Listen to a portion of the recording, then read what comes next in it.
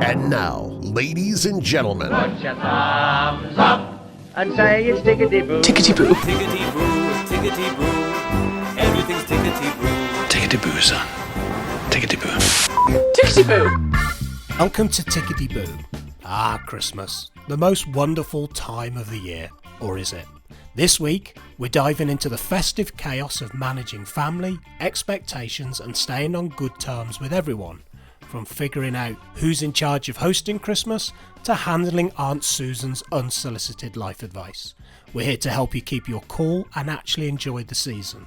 So, grab a mince pie, maybe a glass of something stronger, and let's tackle Christmas together with as little drama as possible. So here we are with another Tickety Boo episode, and this week we're going to be talking about something that fills some people with dread. We're going to be talking about the festivities of Christmas. Now, for some of you, it can be celebration and joy, but for others, it could be more about dodging emotional landmines. So we're bringing the subject up today. So Ian and Iona, welcome back. Before we start, how's your week been? What have you been up to? Oh, well, I've been making Christmas wish lists. Really? And starting to, I'm always a last minute shopper. Anytime for Christmas, I think I'm going to be really organised. I end up buying too much. I kind of forget what I bought, so I'm trying to be more organised this year. So you're like one of these super organised people that sticks on social media at November, that's your Christmas shopping and you're all sorted? Or are you more the kind of person that's in the supermarket at 11 o'clock on Christmas Eve buying the last item in the aisle? No, I'm in between. Oh yeah, right. I must admit, I cheat. I do it all online. I just can't be going near the shops. It involves organisation. My wife won't let me nowhere near it. So, Ian's banned from Christmas shopping. Anything that involves thought, as always. Right, so let's get into this. I mean, we're joking aside and we're a bit tongue-in-cheek here about this, but for some people, navigating the complexities, family politics, don't like Christmas, dealing with it all, joking aside, can be a time of stress and overwhelm on top of life, which is ordinarily at times quite difficult. So first off, let's just talk about how can we get real and not super stress ourselves out over this time of year. Oh, I'm so glad we're going to be talking about this. I have a bunch of ideas and pointers that I would love to share with our listeners, but I first want to preempt this, that we're not talking about violent situations, abusive situations, like we're not going into that area of toxicity. So we're just like your average family, where you generally like being with your family, maybe there's a couple of annoying relatives. That's sort of where we are, and a lot of the triggers come up and the repeating conversations. So I just want to clear that, like, before we even get into this. So we're talking more about that person you really don't want to fight over the last Ferrero Rocher with. Is that what we're saying? And those triggers that come up, and sometimes people get filled with dread. So yeah, so kind of preempting a lot of those feelings. It's difficult though, isn't it? Because Christmas is that time of year where there's an expectation that everybody should be together, they should be celebrating, everyone should be happy. You know, like the Hallmark advert that you see of what Christmas should look like with everyone sat round the table and there's complete harmony. But in reality, that's never quite the case, is it? That's never the case. Or even, there's always sometimes some undercurrent or something's about to blow up. And I think part of this is, what I would really love our listeners and viewers to get is you can prepare yourself for this, for going in. So it's not about waiting until the day of and going, holy heck, what am I going to do? How am I going to get through this? It's about, and I've talked into this many times before, it's about building resilience so that, you know, we plug our phone in to charge it. We clear the data on our phone and our computers to refresh. So just like that, we want to prepare ourselves, our body, and our expectations. So we set an intention for how we want to feel. And the best time to do that is now, not when it's a shit show and people are throwing turkey stuffing at each other or whatever's going to happen. And I'd say kind of the first things we can do, and people will have heard this again and again, and you're going to think, oh, you know, that's so, like, I don't want to do that. I promise you, breathe. is one of the first things. But start getting into a habit of breathing, and even before you go into the room or a stressful meeting, like this is something that will serve you at all points in your life. Because as soon as we breathe, like we know like how we feel when we get anxious or overwhelmed, our breathing gets shallower. And so if we just start bringing breath in, and you'll notice when you're happy, you have a different breath. When you're excited, so you start working with your own physical neurological responses.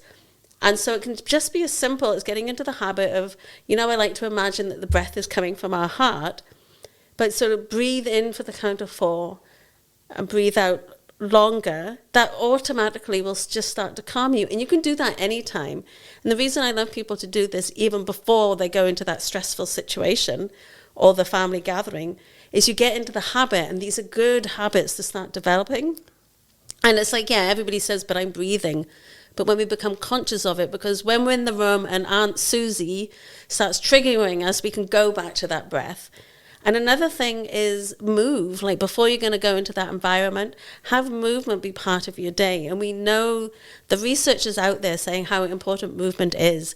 Whether it's you're going to have a little dance off, maybe even in your car, have a sing song before you go in, go for a walk, go for a run. Because if you move the feeling, then you move the sensation, and then you shift that anxiety, that overwhelm. And these sound like such minor tips that people can do, but they work. And then there's so many other ways which we can get into in a minute. I think that the issue is, and for many listening to this podcast, is family gatherings tend to bring out family dynamics. Mm-hmm. And how do you survive if you're the peacekeeper? You're like the Kofi Annan of the United Nations, trying to sit in the middle and stop the warring factions from climbing over the table and clobbering each over the head with a turkey leg or something like that. Because there are those that in family dynamics who love the whole confrontation, and the I'm going to control the narrative. And then there's those that just don't enjoy drama and don't enjoy stress and actually are just looking for peace over the festive season. So maybe you're a person listening to this podcast going, I absolutely dread this time of year. I think it's important to be with my family, but has naturally been a peacekeeper. How do you sit around that table and not want to drown yourself in gravy or, dive out of the window because you feel like you need to be the peacekeeper? Oh, I'm quite lucky. I quite enjoy my family time at Christmas. More so in the past, where the dynamics were very different. There's different people that we wouldn't really share Christmas with anymore. But something that we'd do is we just wouldn't engage with things that made us feel uncomfortable. So it was something I learned to do, where it was just respectfully saying, I'm not. If somebody would you've sort of got that relative that say, well, when are you next going to have a baby? What's going on with your job? All that stuff that people that you don't speak to every day, but just being a bit nosy. Mm-hmm. It might just be friendly conversation, but sometimes you're in your own space and you don't want that coming inside. Mm-hmm. So you just respect to say, well, thank you for inquiring, but at the moment, I don't want to discuss that today. It's not, and mm-hmm. you can close people down and politely acknowledge the fact that they've inquired about you and that they care, but you don't have to engage in that conversation if you don't want to. Mm-hmm. There's no need to engage with something that you're finding toxic or unpleasant. Mm-hmm. I'd love to add something there. Another thing people can do in preparation for this is because you can be filled with dread about that question that's going to get asked, because Uncle Bob always asks about this, and it's like, when are you going to get married? When are you going to have children? All of that. Or did you get that job? Like all these things, if you know those questions are going to be asked, rather than being anxious leading up to it, yes, you can diffuse it by acknowledging it. But another great way is think of this as your frequently asked questions, and just prepare ahead of time. What's going to be your response? Is it going to be, as Ian suggests, I'm just going to diffuse it and say thanks for, acknowledge the question? Or you could be ready with an answer that isn't confrontational and isn't going to trigger. And that's just another way for you to kind of preempt what's going to happen. It's another survival technique at Christmas. I suppose the other thing is a lot of the roles within family units, they're deeply ingrained, aren't they? So we tend to conform to how things have always been. So if somebody's quite strong in their manner and they dictate the vibe based on their mood and everyone creeps around it, even though you're an adult now, you just naturally find yourself falling back into that almost like childlike behavior. Like, you know, I need to make sure that this person's in a good mood and I just need to get through this dinner and just get out of here. And this is the thing, isn't it? I mean, sometimes it's we can talk about it and we can talk about strategies, but it doesn't matter. You're just not going to enjoy it. It's fundamentally something you don't want to do. And maybe the bigger conversation we should be having is about saying, no, I'm actually going to do something that makes my day feel good for me or is more suited to my family without guilt. Yeah. And with that, you can also, if you are choosing to go, yes, you can choose not to go. But if you are choosing because you want to be there, but you know you're not going to be able to last the whole day, you can actually just, like, when you arrive, say, you know, I'm really excited to be here with you all. I want to be here. And you're my first choice. I also, however, have another commitment, or I have to be somewhere else, or I've had a headache or anything. So you say, look, so I'm going to leave at 9 o'clock. So yes, they may initially try and, you know, there's that passive aggressive, oh, well, why are you leaving? But if you do that, then you've got the whole of the afternoon or however long you're going to be with them. There's a time limit. And also, if you know that you have a family who tends to get more aggressive, let's say if they're drinking or more argumentative, and you know, by about 6 o'clock, like, I'm out of there, you can just preempt that and give yourself an out if you really want to be there, as opposed to not going at all. Because there's that whole conversation, isn't there, is about where is Christmas dinner going to be? You know, are we going to their house? Are we coming out of the trenches and crossing the lines and going over there? So maybe one of the things to do is actually maybe negotiate that it's in a neutral space. So rather than going to somebody's house, you know, you go out for a meal, so it's, you know, everyone's more comfortable because they're not in their normal environment. Yeah, that's a great idea. I mean, for some people, they do that every year. Yeah.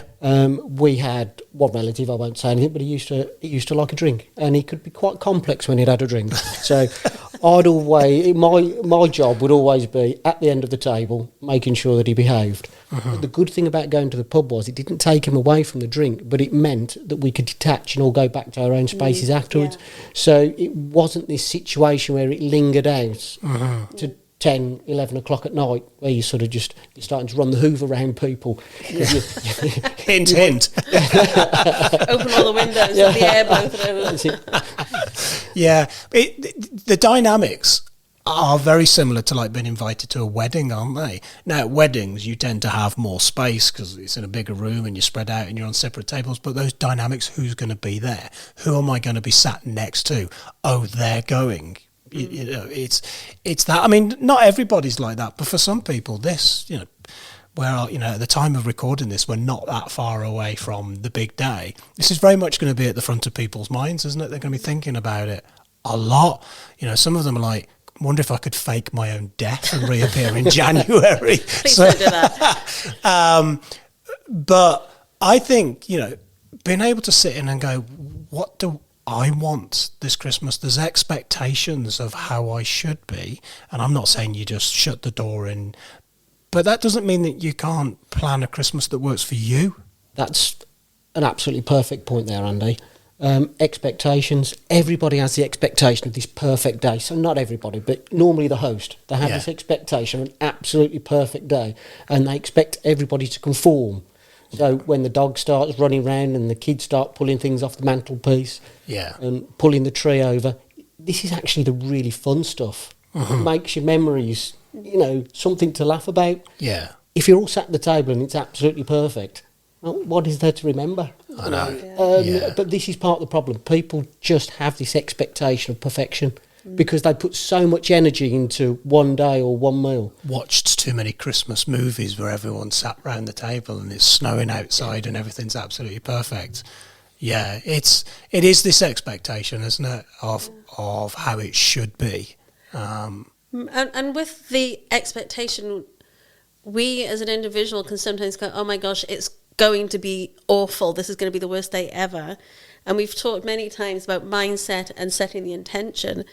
And so if we go into a situation, whether it's a family gathering or something else, and if we decide it's going to be terrible and we're fixated on that, then it's probably going to be terrible because we're going to look for that. We're going to, oh, well, look, I told you it'd be terrible. And that becomes like you're relying on everybody else. Or you can go to the other way when you're expecting it to be amazing. And it's like if you're relying on everyone else to make it be acceptable, a good Christmas, or whatever it's going to be with, you can just decide, you know what? I'm going to like make the best of the situation. I'm going to look for opportunities to have good conversations.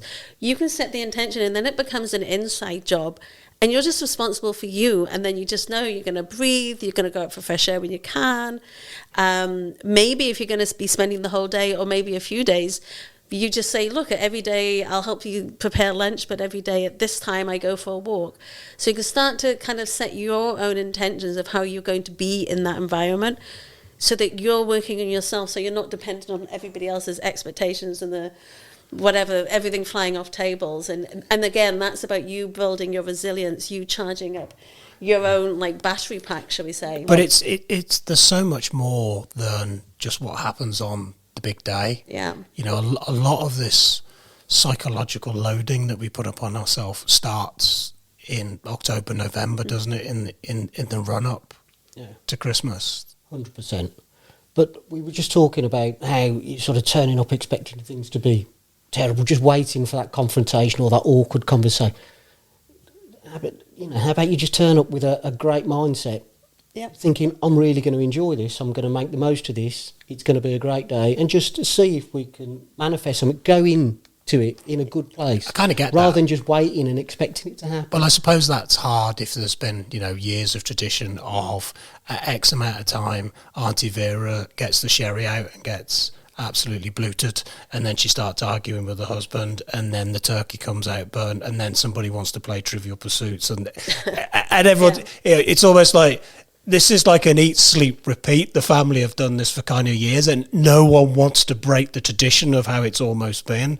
And I think that's, I'm trying to not stereotypical sort of, family drama at Christmas, but a lot of people do that, don't they? They're like, oh, I know what's going to happen, this is going to happen, and then this is going to happen, and this is going to happen. And I get it, but it just takes that whole meaning away from, it's just a day in the year that we just seem to add so much stress into. And for some people, there is that option just to go, no, not this year, I'm doing this. Totally. Yeah. I'm doing it differently. It's not just about the one day. A lot of us are lucky enough to have a week in between. Cause how about it's about that, where you get to decompress. Because normally by the time Christmas comes, I've been so rushed off my feet trying to get everything together, because everything seems to have the same deadline in the run up to Christmas, so everybody's stressed. And to have that week to just decompress, spend time with your family, reconnect, rather than making it about that one day, which it's nice to have as a focal point, but to me that's not the be all and end all. I've got friends who live in a beautiful part of the country, and they meet up with all their friends in the morning and go for a big walk with the dogs. And they do the big walk and they all say hello, and then they all go back off to their homes and have their Christmas dinners with their families, and that just works for them. We can maybe suggest doing things differently. I know you do get the sticklers for tradition and how it's always been, and family and time together is important, but not at the cost of your well-being. Absolutely. And I think this is why I did start the show off talking about those techniques that we can do, so we build them back into our own like daily practices, the breathing, if people like to journal, dancing, moving, going for the walk, because our mental well-being, our physical and mental, psychological well-being, it's a muscle we get to work. Like, we don't go to the gym and expect a six-pack, overnight. But, so just like that, we need to work on these practices so that when we go into these more challenging situations, which have a tendency to be a lot more loaded when it's with family, we have a way of dealing with that. We're able to calm down our nervous system, breathe, get outside, because those are the tools that are going to support us. We can't just say, for our listeners, it's not about, there's not a quick fix unless you just choose not to go, and then that's its whole other. There's other dimensions to this that we need to think about, and my mind immediately goes, people that the families are in separation, maybe through the parents being divorced, and they're trying to sort out the details of who goes where at what time and who's buying what, and that side of things. And then there's the other side where there's people that are isolated and alone at Christmas, and they're handling a different set of dynamics. I can talk from experience of, I remember there being a time when my boys were young, Christmas was complicated, and sometimes it was weaponized. And what I mean by that was, I've bought them this and this, and you need to buy them that, and that turned out to be the most expensive thing. So sometimes there's not good dialogue between the family units, and it can be used to create guilt and bad feeling, and so we need to think about that side as well. It's not just about all families being happy together and having these. There's people that are going to have to deal with this problem in a slightly different way, and that's not easy. And it's not. And then also, you have the absent parent who that's not even happening. So that's, I've seen all sides of this within our family. The parent that's not there, and then the children are going, well, whoever's not around, I haven't heard from them. So there can also be tears, and you have children who are expecting a present from the mum or the father, whoever's the absent parent who's maybe not been involved. So we understand that there's many dimensions and layers to this. That's why, these are all shows in and of themselves, dealing with those sorts of environments, and the loneliness aspect. As we did a big episode about suicide.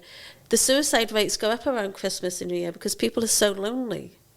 Yeah, and I think the everything is about being together, isn't it, and celebration and happiness and festivity. And for some people, they are feeling the complete opposite of that, and the more that it's pushed upon them, the more isolated that they feel. Well, again, social media doesn't help that. Everybody's showing what things they've had, massive piles of presents under the tree. And if you're in a situation, which a lot of people are, where you just can't provide that stuff without going into debt, well, then you've got a whole new dimension of guilt. Your self-esteem, you're feeling you're failing to provide, but it isn't the case. That's not what it's about. But people just buy into this commercialism, and they think it's all about the gifts, and they're missing the point. That's a tough one, though, isn't it? You're not enjoying Christmas, and then you're on social media seeing everyone's highlight reels of their perfect Christmas. They're not actually showing you that, Aunt Vera's kicking off in the kitchen because someone's drank all of her vodka or something like that. But we don't see that, do you? You just see all the family together and the gifts and the happiness, and you immediately go, well, there's something wrong with me because my life is not like that. And then, there's this thing about, and we don't tend not to think about this, Christmas, for those that would suit, is optional. You can check out of the whole Christmas thing if you so decide to. I know 2 people in particular that go away for Christmas. They just get away from Christmas. Not that they just don't want to do the whole thing. And they go to Spain for a week and come back when it's done. Yeah. But I think when you feel like you should be meeting the expectations of what a Christmas looks like, you get too wrapped up in, well, where's my part in the story? Where do I get in? At no point you go, I could just not do the whole thing. Now, obviously that's different if you've got young children and, family and stuff. But there is the option just to go, I'm not doing it. I know one person in particular does no Christmas decorations, no thing, and has a Chinese takeaway on Christmas Day and just enjoys their day.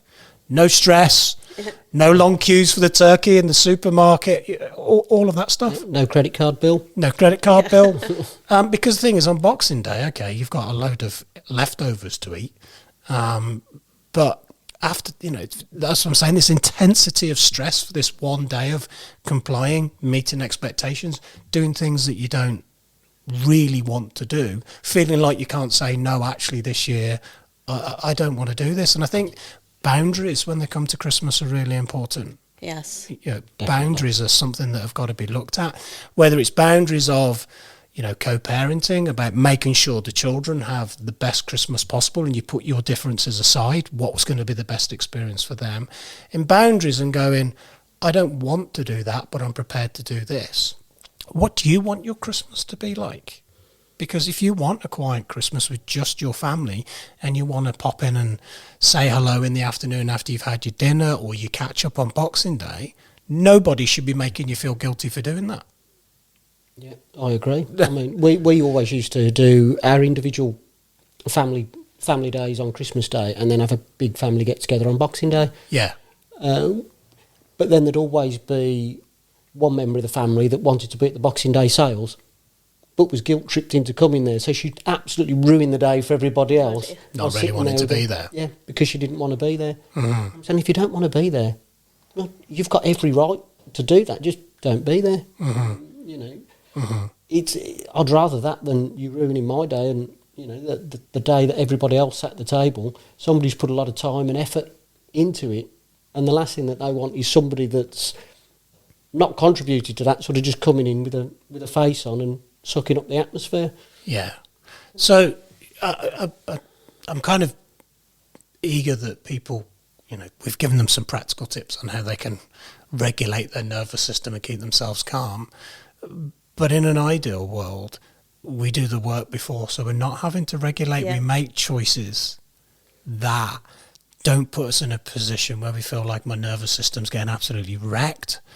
And that starts probably as you listen to this episode today, like, well, hang on a minute. Have I made plans because I felt like that's what I should be doing? Should I be reviewing them? Yeah. What do I want and what do I need over Christmas? Some people, you know, they've worked really hard all year and they're just actually looking forward to having some time out. So I think, you know, I don't know what you guys feel, that actually just sitting down for a bit and thinking about, am I doing this because I feel like I should be doing it? And if that's the case, what would I rather be doing? And is that possible? Is there a compromise? Is there something that could be done differently? Or I'm afraid because I'm going to get guilt-tripped by my parents or somebody else in the family for not meeting their expectation of what's going to happen at Christmas?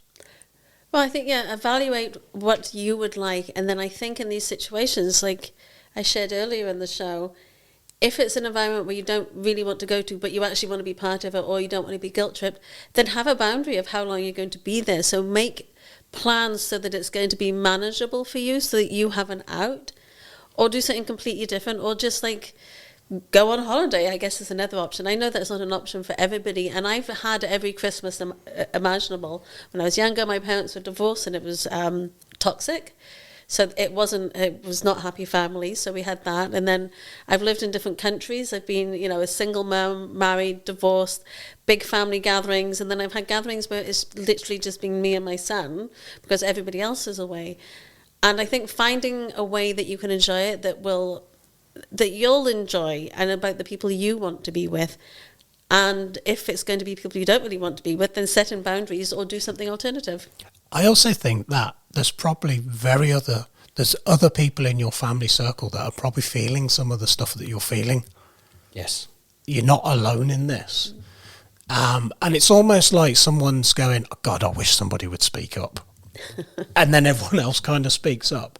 Because it takes just one person to break that pattern of what's always happened. It's almost like, you know, somebody's sitting there going, somebody just said, could we change the plans this year? Because the thing is, when that doesn't happen, resentment starts to creep in, doesn't it? And you're there, but you're actually resenting the fact that you're there. And you're just not enjoying the whole experience. And that's where, you know, give yourself the permission to say no. Put in the boundary of going, look, it's nothing to do with you. It's been a hard year, or actually we want to spend time in our new home, or we don't want to travel, or, you know, we want to do this. We will do this with you, but this is what we're going to be doing.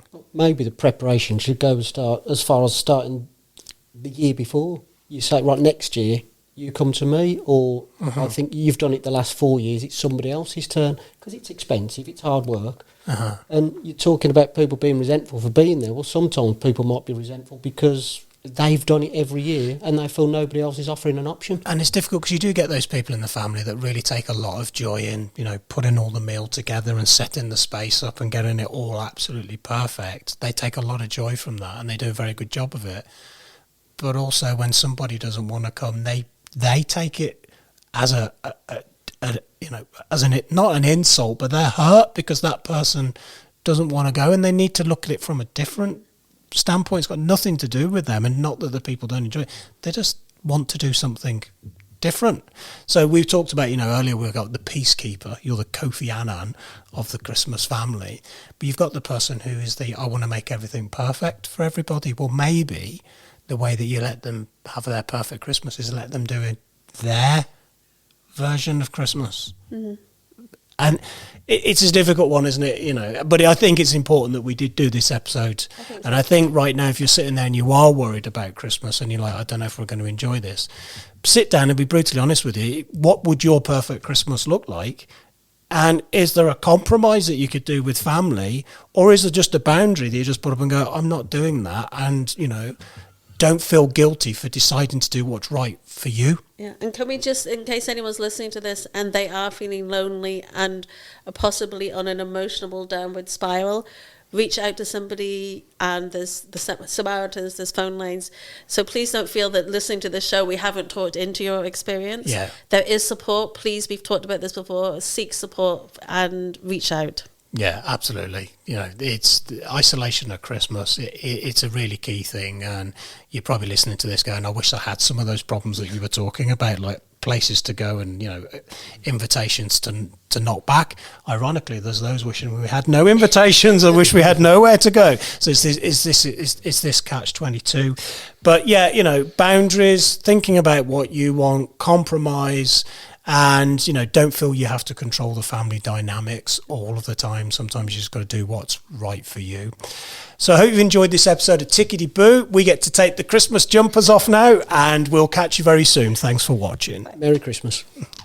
If you or someone close to you needs to access mental health support, please contact your GP, or if it's out with normal office hours, get in touch with NHS 24 on 111. Alternatively, contact the Samaritans on 116 123. All calls are free of charge from any phone. You can also find more support information on the Tickety Boo website, ticketyboopodcast.co.uk.